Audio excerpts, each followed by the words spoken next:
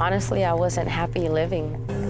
I don't want to be alive if I'm living in this world just struggling day to day and not accomplishing anything. I'm gonna get in my car and whatever happens, happens. I don't want to be alive. Life had always been a painful road for Grace Gonzales. Her childhood left her feeling worthless.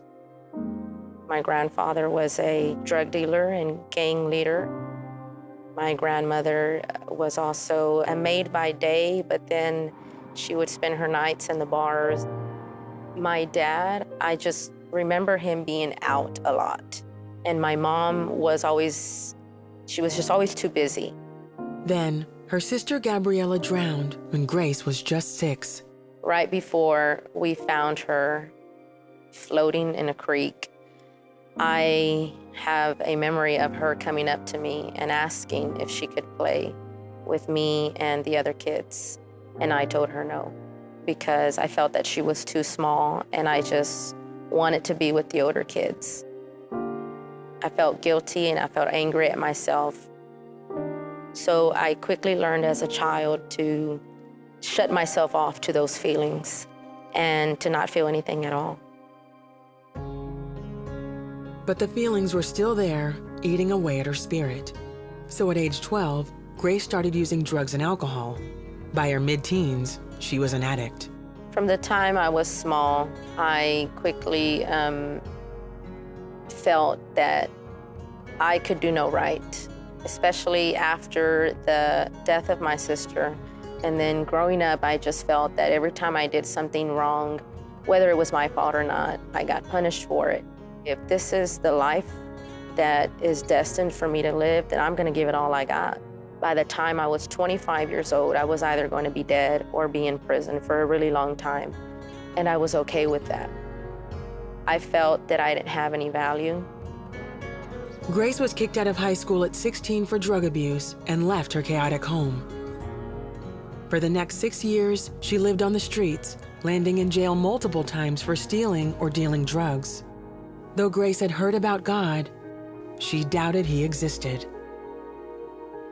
I would hope that there was really a God and that he was real.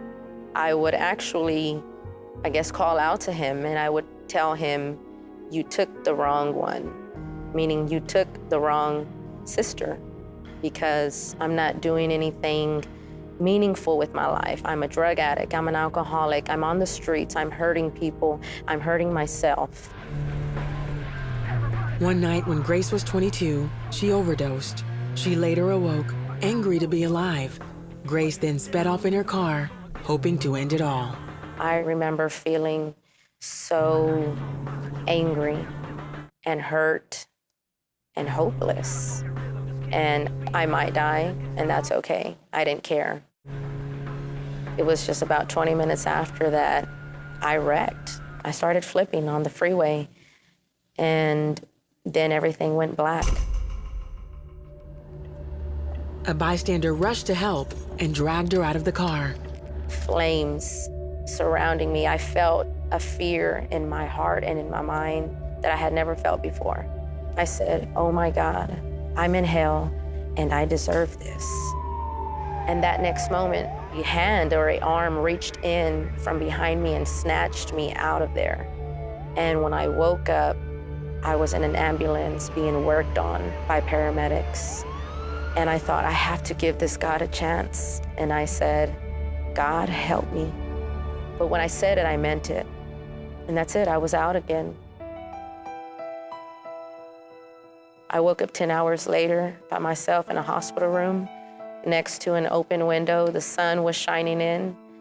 And when I woke up and saw that, I felt as if I literally saw Jesus. And that filled me with hope. And because you saved my life, now you can have it. That was just the first step of a long journey for Grace. Her leg was badly mangled in the accident, leaving her wheelchair-bound. Though she began to read the Bible and listen to Christian music, she was still addicted. After 2 years, doctors said amputating her leg was the only option due to infection. A few days later, when I went back to the hospital, they said, We don't know what happened, but your infection is gone. You will walk again. That gave me the hope. And I made a decision right there in myself that said, I can trust God. Grace could now let God take full control of her life. With her leg healed, she also overcame her addictions. Soon, she enrolled in Texas Bible Institute. As she drew closer to God, she felt His love wash away the pain and guilt she carried for so many years. My heart was different. I was no longer filled with anger. I was no longer filled with hurt. That had been replaced by gratefulness.